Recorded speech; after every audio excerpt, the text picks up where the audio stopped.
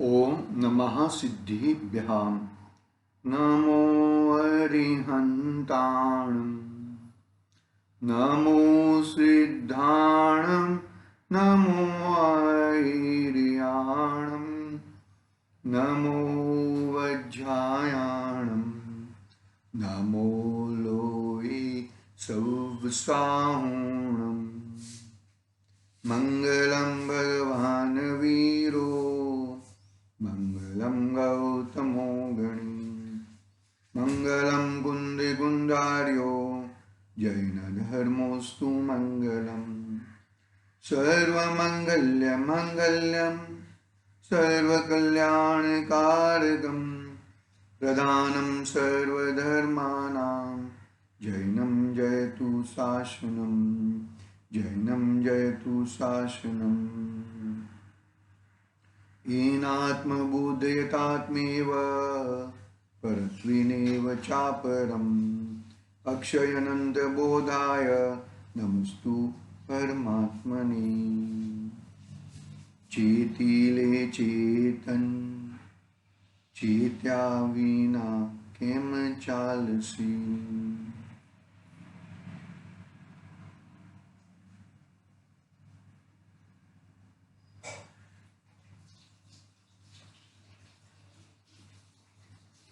समाधि तंत्र पूज्यपाद स्वामी का ये महान ग्रंथ अपने सामने विराजमान है।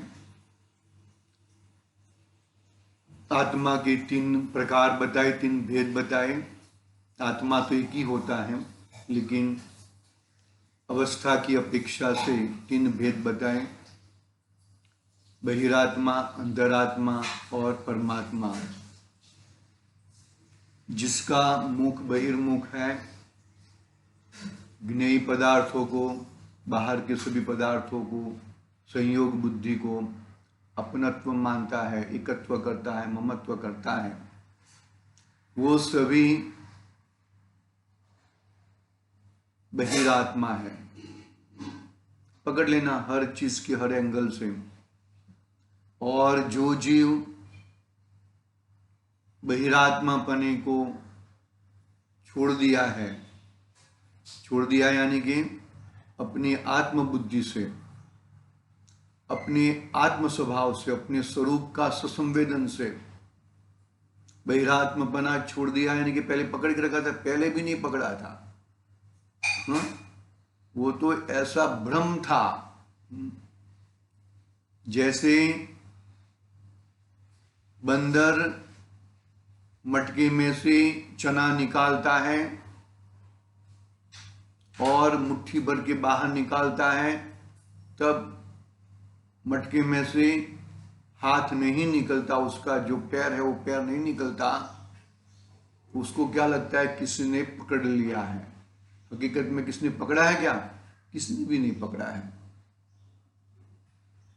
ठीक है, उसी तरह अंतरात्मा ने अपने आत्म स्वभाव को देखा है, अपने आत्म स्वभाव को जाना है, उसमें उसको अपनापन लगा है, उसमें अपने को उसको सुख बुद्धि लगी है। ऐसा अंतरात्मा बहिरात्मापना छूट जाता है। और अंतरात्मा कब तक रखना है? अरे अंतरात्मा में भी रुकने का नहीं है। अंतरात्मा में जो परमात्मापना है उसको पकड़ना है, और वही मेरा देह है। आत्मा ही परमात्मा बन सकता है। अप्पा सो परप्पा। अपनी जो बात चल रही है यहाँ पर आचार्य देव दृष्टांत के द्वारा समझाते हैं। गाथा क्रमांक श्लोक क्रमांक 63 में आचार्य देव ने बताया कि कोई दुबला पतला आदमी मोटे व्यक्ति का कपड़ा पहनकर अपने को मोटा माने, वो गलत है। वो अपने को मोटा मानता नहीं है। उधार से लाए हुए कपड़े पहन के अपने को माने कि मैं राजा रहा, महाराजा, शहंशाह, वो बात गलत है, वो बात बरोबर नहीं है। क्या कहा? वो अपने आप को नहीं मानता। इस तरह बाहर के ज्ञेय पदार्थों से, शरीर के अष्टपष्टपने से, शरीर शरीर के साथ साथ में पैसा, गाड़ी वाड़ी, नौकर चाकर सब आने से अपने आप को मोटा माने, वो बहिरात्मा है। उसको वो अपना नहीं मानता, वो अंतरात्मा है। इसके बाद 64 नंबर के श्लोक में आचार्य देव ने वही वस्त्र का उदाहरण कि वस्त्र जीर्ण हो गया है, घिस गया है। शर्ट लेके आया था, वो 3, 4, 5, 6, 7 साल पहना, फिर जीर्ण हो गया है। तो वो जीर्ण हो गया है तो क्या करेगा? उससे खिन्न खिन्न होएगा। अरे भाई, वो तो उसका स्वभाव है। ठीक उसी तरह ये शरीर जीर्ण हो गया है, लेकिन मेरा आत्मा जीर्ण कभी होता नहीं है। ऐसी अवस्थाएं आती हैं, ऐसा परिचय, ऐसी परिस्थितियां बनती हैं कि जिसके कारण मुझे दिखाई नहीं देता, सुनाई नहीं देता, खाना हजम नहीं होता, रातों को नींद नहीं आती, हाँ, बार बार गड़बड़ होता है। अरे इतना यहां तक इतना हो जाता है कि पेशाब छूट जाता है, टॉयलेट हो जाता है, मालूम नहीं पड़ता। फिर भी ऐसी परिस्थिति में, ऐसी अवस्था में मैं भगवान आत्मा हूं, वो कभी उसको कुछ हुआ नहीं है। बस में ऐसी परिस्थितियां नहीं आती हैं, इसमें कुछ वो नहीं है। ऐसी परिस्थितियां आती है, ऐसी परिस्थितियां आती हैं, फिर भी वो अवस्थाओं में मैं ये हूं, मैं ज्ञायक देव हूं, मैं चैतन्य आत्मा हूं, मैं ध्रुव हूं, मैं परम परिणामिक भाव हूं, ये कभी भूलता नहीं है। क्यों नहीं भूलता? अरे वो ही है, वो है जो बाहर की जो अवस्था है वो मेरी नहीं है, वो तो शरीर प्रमाण है, शरीर की अवस्थाएं हैं, वो है तो है। फिर आगे अभी 65 नंबर के श्लोक में आचार्य देव वस्त्र फट जाने से, वस्त्र को नुकसान हो जाने से मेरा क्या नुकसान हुआ? एक बात सुन भाई, ये सब के लिए पुरुषार्थ लगता है। इतना मत समझना, इतना हम जितनी ताकत से, जितनी आवाज से हम बोलते हैं, इतनी ताकत से हम उसको पुरुषार्थ पूर्वक उसको पकड़ना है। बाकी नहीं तो बातें हो जाएगी और कुछ काम नहीं आएगा भैया। बहुत समझना जैसी बातें हैं। इतना इजी नहीं है और इतना कठिन भी नहीं है। कठिन तो स्वयं बना दिया है, और है इजी, कठिन बना दिया है। तो फिर भाई उसको इजी अरे भाई, कहते हैं कि बाहर की क्रिया को अपना मानना, उसमें तन मन रहना, वो तेरी मूर्खामणी है। तेरी क्या बोलते हैं, बोला बोलते हैं ना, भोला पुरुष यानी कि पागल पुरुष, यानी कि उसको कुछ समझ में नहीं आता। ऐसा समझना बात को। अंदर में स्ट्रांग रहना चाहिए, अंदर में। बाहर में जो भी हो वो हो, बाहर में भोलापन जो भी है वो होने दो, लेकिन अंदर में जो जीव स्ट्रांग रहता है वो ही बरोबर कर सकता है भैया। ऐसा नहीं। देखो आगे बढ़ते हैं हम। 65 नंबर का श्लोक पढ़ते हैं। हमने विशेष स्पष्टीकरण पढ़ लिया था, एक बार पढ़ लेते हैं 64 नंबर का, और फिर 65 नंबर का श्लोक पढ़ेंगे। देखो 64 नंबर का विशेष स्पष्टीकरण पढ़ते हैं। शरीर जीर्ण हो, रोगग्रस्त हो, तो भी जीव आत्माहित कर सकता है, कोई प्रॉब्लम नहीं है। आत्महित करने के लिए स्वतंत्र है। शरीर अपना कार्य स्वतंत्र कर रहा है, आत्महित करने के लिए वो स्वतंत्र है। ऐसा ज्ञानी जानते हैं और मानते हैं। इसलिए शरीर की प्रतिकूलता में भी उनकी आत्म प्रवृत्ति चालू ही रहती है। उसके लिए उनकी आत्म प्रवृत्ति चालू ही रहती है। अज्ञानी को शरीर के साथ एकता बुद्धि होने से वह शरीर की प्रतिकूलता में आत्महित के लिए अपने को असमर्थ समझता है। अज्ञानी को शरीर के साथ एकता बुद्धि होने से वह शरीर की प्रतिकूलता में आत्महित के लिए अपने को असमर्थ समझता है। वह तो यही मानता है कि शरीर स्वस्थ हो, निरोगी हो, तभी धर्म होता है। जीर्ण या रोगग्रस्त शरीर से धर्म नहीं होता, यह उसका भ्रम है। बस सुन लो भाई, यहां तक अपनी कल बात हुई थी। भी आगे 65 नंबर का श्लोक पढ़ते हैं और चर्चा करते हैं। देखो बहुत ही सुंदर श्लोक है। शरीर के फट जाने से आत्मा को कुछ नहीं होता, ताकत होनी चाहिए भाई। देखो भाई, कायर बुद्धि वाला काम नहीं कर सकता, यहां पे क्षत्रिय बुद्धि होनी चाहिए। संसार में कायरता दिखा दे, वहां पे मेरा कुछ चलता नहीं है। सुदर्शन से सुदर्शन की तरह, अरे मैं तो नपुंसक हूं। बस समझ में भैया, संसार में कायरता दिखा दे और क्षत्रिय बना धर्म में दिखा। क्षत्रिय बना, एक मार और दो टुकड़े, ऐसा देह और आत्मा जुदा है, दो टुकड़े हो जाने चाहिए। बराबर प्रज्ञाक्षणी के पूर्वक ये कार्य करना चाहिए भैया। आई बस में पकड़ में आएगा तो पकड़ में आएगा, नहीं तो भाई अटक जाएगा। और अटक गया, अटके हुए ही हैं नादि से। कोई बहन कहते थे ना, अरे एक बार कर ले ये काम, अटक जाएगा तो अटक जाएगा, अटका हुआ तो है ही। 65 नंबर का श्लोक पढ़ते हैं हम। मेरे यहां पे 124 नंबर का पेज है हिंदी पुस्तक में। नष्टे वस्त्रे यथाय आत्मनम न नष्टम मन्यते तथा, नष्टे स्वदेहे प्यात्मानम न नष्टम मन्यते बुधा। क्या कहते हैं?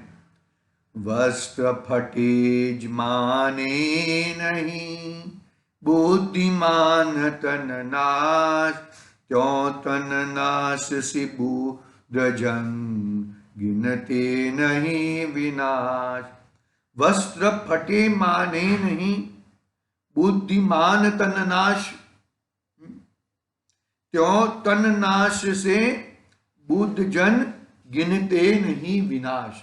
वस्त्र फट गया है, शरीर नहीं फटा है, दूसरा वस्त्र आ जाएगा। समझना बात को जरा।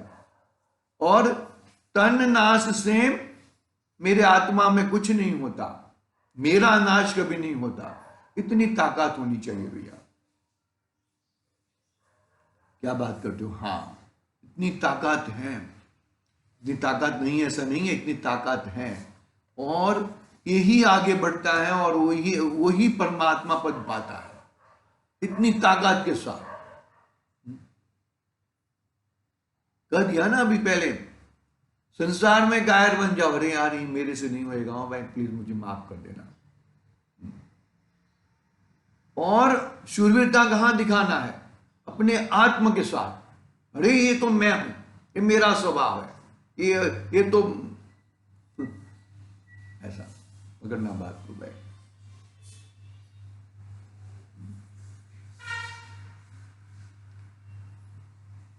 हाँ, पढ़ते हैं, अन्वयार्थ पढ़ते हैं। जिस तरह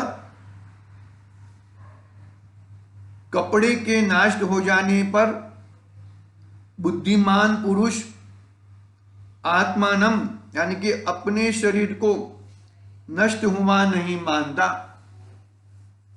शरीर फट जाने से अरे कोई चीज गुम हो गई, अरे कोई प्रॉब्लम नहीं है, हम ला देंगे, नहीं चिंता मत करो। कोई प्रॉब्लम नहीं, अरे तुम साक्षात विराजमान हो ना, कोई प्रॉब्लम नहीं है, तुम तुम्हारा उपादान खड़ा करो, तुम तुम्हारा उपादान खड़ा करो, निमित्त तो यूं ही आ जाएंगे भैया। आई बात समझ में?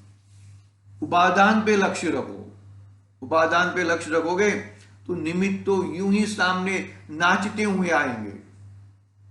सम्यक दर्शन की जरूरत नहीं है मुझे, सुगानी साहब कहते हैं, अरे वो स्वयं नाचता हुआ मेरे पास आएगा। पकड़ना बात को अच्छी तरह से भैया। पकड़ना, अच्छी तरह से पकड़ना। बात को कोई अलग तरीके से नहीं देख रहे हैं हम लोग, कोई अलग वो नहीं है। अपने को अपने स्वभाव तक पहुंचना है। मेरा स्वभाव के पास मुझे पहुंचना है। वो एक महिमा के साथ, अपनी स्व की महिमा के साथ आगे बढ़ना है। भाई बस पर की महिमा करनी पड़े वो करनी पड़े, कोई बात नहीं, कर लो। लेकिन स्व की महिमा, पर की महिमा में स्व की महिमा कभी भूलना मत। एक बात समझ में, वो भमरे की तरह मत हो जाना। वो रस पीने में इतना मशगूल हो गया, सूर्यास्त को भी नहीं देखा। मालूम है उसको, भमरे को मालूम नहीं, ऐसा नहीं है, भमरे को मालूम है कि भाई ये सूर्यास्त में कमल का पन्ना बिड़ जाएगा। उसको मालूम है, नहीं मालूम ऐसा नहीं मत सोचना। तुम्हें मालूम है कि ये आयु खत्म होने वाली है, लेकिन फिर भी हम उसको वो नहीं करते। हम इतने मोही बन जाते हैं, इतने मोह के मोह चक्र, मोह राजा अपने पर एक चक्री शासन करता है। याद रखना भैया, मालूम है उसको, मालूम है भैया, वो कुत्ते को मालूम है कि ये हट पुण्य है, फिर भी पूंछड़ी पटकाएगा, फिर भी पूंछड़ी पटकाएगा। उसको मालूम है कि ये विषयों में मुझे कुछ मिलने वाला नहीं है, मालूम है उसको, अरे उसके पीछे तो मुझे दुख है, फिर भी उसको पटपटाएगा, पटपटाएगा, पटपटाएगा। भाई जरा धीरज कर, शांति रख भाई। ये महामूल्य अवसर है, याद रखना। गड़बड़ हो जाएगी भैया। रोटी के बाद डंडा मिलने वाला है, उसको मालूम है। मुझे इधर कोई खड़ा रखने वाला नहीं है, मालूम है उसे, फिर भी वो पूंछड़ी पटपटाता है। ये मोह राजा कर रहा है भाई, ये मोह तेरे पर एक चक्री शासन राज कर रहा है। पकड़ना बात को अच्छी तरह से, शांति से, धीरज पूर्वक। कोई गाय नहीं है, होएगा काम, जरूर होएगा। मेरे से नहीं होएगा तो और किससे होएगा? मैं नहीं कर पाऊंगा तो कौन करेगा? इतनी चोटी बांध के, हाँ भाई, जिस तरह कपड़े के नष्ट हो जाने पर बुद्धिमान पुरुष अपने शरीर को नष्ट हुआ नहीं मानता, उसी तरह अंतरात्मा अपने शरीर के नष्ट हो जाने पर अपने आत्मा को नष्ट हुआ नहीं मानता। अपने आत्मा को नष्ट हुआ नहीं मानता। क्यों नहीं मानता रे? हर द्रव्य, प्रत्येक द्रव्य का स्वभाव अविनाशी है। क्या बात करते हो आप? प्रत्येक द्रव्य गुणात्मक है और गुणों का परिणमन हो रहा है। तुम घबराओ मत भैया, घबराओ मत। तुम बस लक्ष्य बना के, लक्षण को समझकर लक्ष्य बना के आगे बढ़ो। फिर देखो तमाशा। ठीक है, क्या कहते हैं? देखो, उसी तरह अंतरात्मा अपने शरीर को नष्ट हो जाने पर अपने आत्मा को नष्ट नहीं हुआ नहीं मानता। अपने आत्मा को नष्ट हुआ नहीं मानता। याद रखना, ये चीज बहुत ही गंभीर बातें हैं। एक चीज के पीछे बहुत सारा चीज है भैया। देखो, ठीक है, जैसे पहना हुआ वस्त्र नष्ट होने पर, जैसे पहना हुआ वस्त्र नष्ट होने पर चतुर मनुष्य अपने शरीर का नाश हुआ नहीं मानता। कोई चीज गुम हो गई है, वो हो गया, वो हो गया, अरे आकुलता मत कर, हम ला देंगे तुझे उससे भी और बढ़िया। आकुलता मत कर, आकुलता करके और खेत खिन्न मत हो जा। गई है तो गई है, जाने दे, वो अपने नसीब की नहीं दी। गड़बड़ मत कर। वो आकुलता करके तेरे को और क्या होएगा भैया? और गड़बड़ करेगा। हाँ? इसी प्रकार शरीर के नष्ट होने पर अंतरात्मा अपने आत्मा को नाश पाता हुआ नहीं मानता। अरे उसकी चाल अलग है, उसकी चाल अलग है, मेरी चाल अलग है, उसकी चाल अलग है। भाई होता है, ठीक है भाई, वो चारित्र अनुसार, चारित्र मुनि के अनुसार थोड़ा बहुत गड़बड़ आता है तो आने दो, लेकिन भाई तू जुदा है, तू जुदा है। देखो भावार्थ पढ़ते हैं, विशेष स्पष्टीकरण भी है भावार्थ में है। देखो भावार्थ, जैसे पहना हुआ वस्त्र नष्ट होने पर चतुर मनुष्य अपने शरीर का नाश नहीं मानता, इसी प्रकार शरीर का नाश होने पर अंतरात्मा अपने आत्मा को नष्ट हुआ नहीं मानता, अपने आत्मा को नष्ट हुआ नहीं मानता। नहीं बात सुन, समाधि तंत्र है भैया, अपने आत्मा का स्वरूप, अपनी अपनी वस्तु का स्वरूप पकड़ा के ही रहेगा। चीज अपनी पकड़ ले फिर आगे देख। इसी प्रकार शरीर का नाश होने पर अंतरात्मा अपने आत्मा को नष्ट हुआ नहीं मानता। जैसे वस्त्र और शरीर भिन्न भिन्न है, उसी प्रकार शरीर और आत्मा भी एक दूसरे से भिन्न भिन्न है। जैसे वस्त्र और शरीर भिन्न भिन्न है, उसी प्रकार शरीर और आत्मा भी एक दूसरे से भिन्न भिन्न है। शरीर और आत्मा का संयोग संबंध है, शरीर और आत्मा का संयोग संबंध है।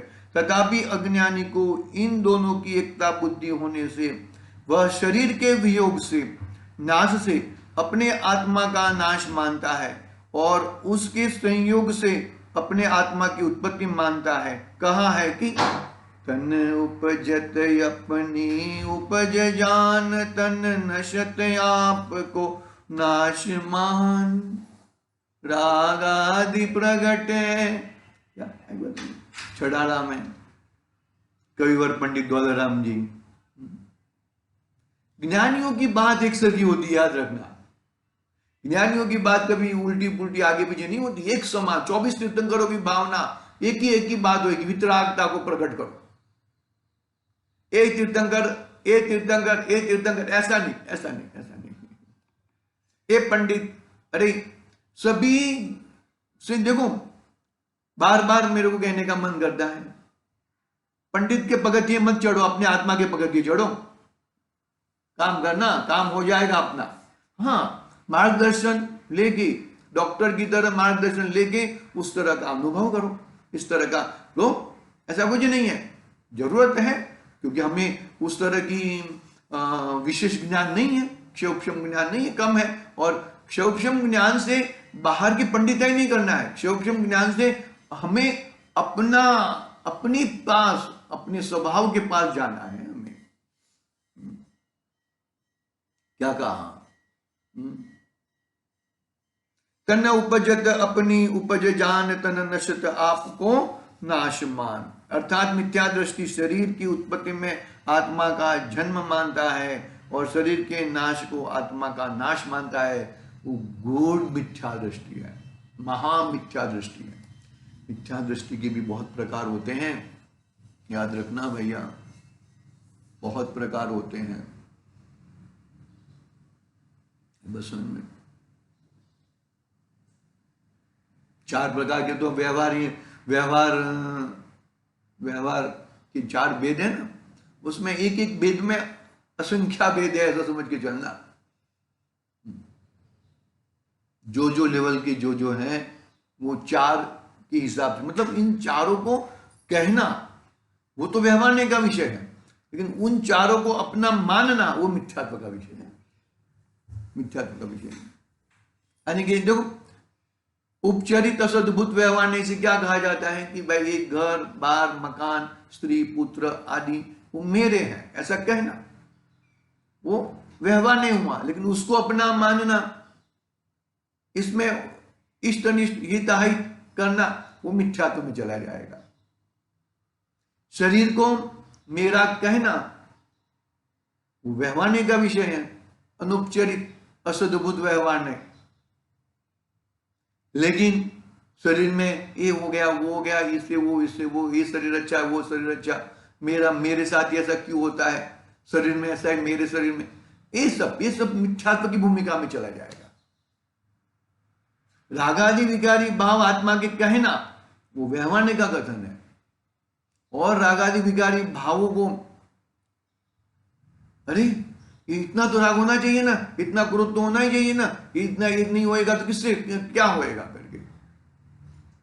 तो ये कहना, वो व्यवहार नहीं, उसको अपना मानना, अरे ये गुमड़ा हुआ है, अरे वो तो होना ही चाहिए, खांसी हुई है ना, वो ओरिजिनल खांसी है, तो डुप्लीकेट क्यों करने का, ओरिजिनल हो गई, अरे ओरिजिनल नहीं चाहिए भाई, वो तो शरीर का विकार है, उसको निकालना है।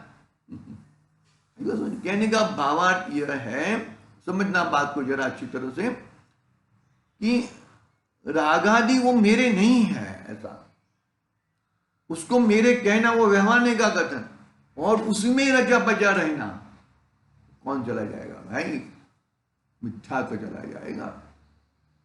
गुण भेद, अरे मैं दर्शन वाला हूं, मैं ज्ञान वाला हूं, मैं चारित्र वाला हूं, ऐसा कहना व्यवहार का कथन है।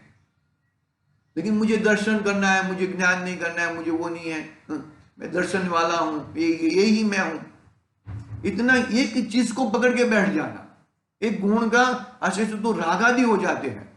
रागादि देखो दर्शन ज्ञान चारित्र आत्मा के ही गुण है, नहीं ऐसा नहीं है, लेकिन उसमें भेद करके कहना वो व्यवहार का कथन है, लेकिन वो भेद में ही अटके रहना,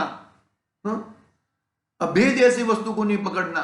देखो भाई ये उच्च कोटि का मतलब एकदम अंतिम समय वाला मिथ्यात्व है, पकड़ना बात को।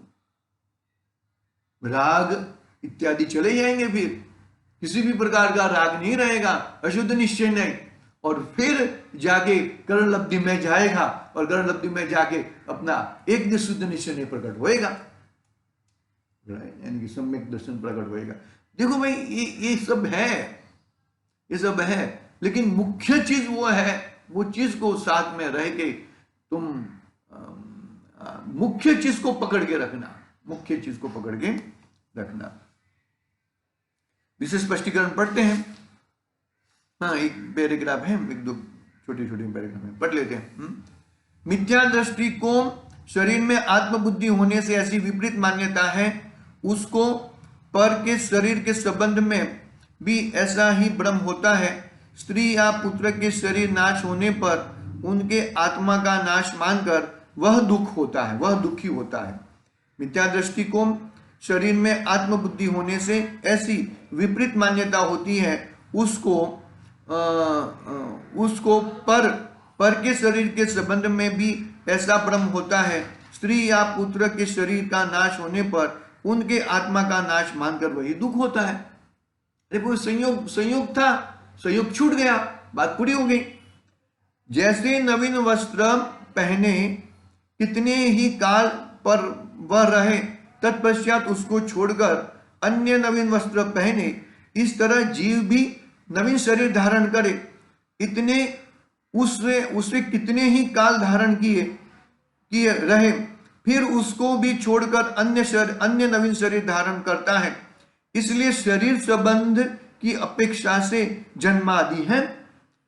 जीव स्वयं जन्मादि रहित नित्य है, तो भी मोही जीव को भूत भविष्य का विचार न होने से पर्याय मात्र की अपना अस्तित्व मानकर पर्याय संबंधी कार्यों में ही तत्पर रहा करता है, पर्याय संबंधी कार्यों में तत्पर रहा करता है। ज्ञानी को शरीर और आत्मा का भेद ज्ञान है, इसलिए वह शरीर के नाश में समय व्याकुल नहीं होता, नाश के समय व्याकुल नहीं होता।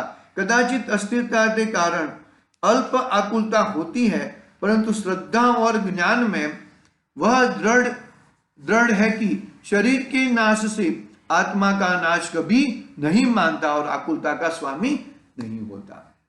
हमने पढ़ लिया है, हम कल उसकी थोड़ी बात करेंगे। फिर जो चौथी गाथा है, चौथा श्लोक, 4 श्लोक के माध्यम से वो बताने वाले थे। 3 श्लोक हुए हैं। पहला श्लोक में तो मोटा वाला, दूसरा श्लोक जीर्ण वाला, और तीसरा श्लोक कपड़ा फट जाने वाला, और चौथा श्लोक की बात कल करेंगे। आज के लिए ओम नमः सिद्धिभ्यः। निज निधि निज में बताई यह अनंत उपकार।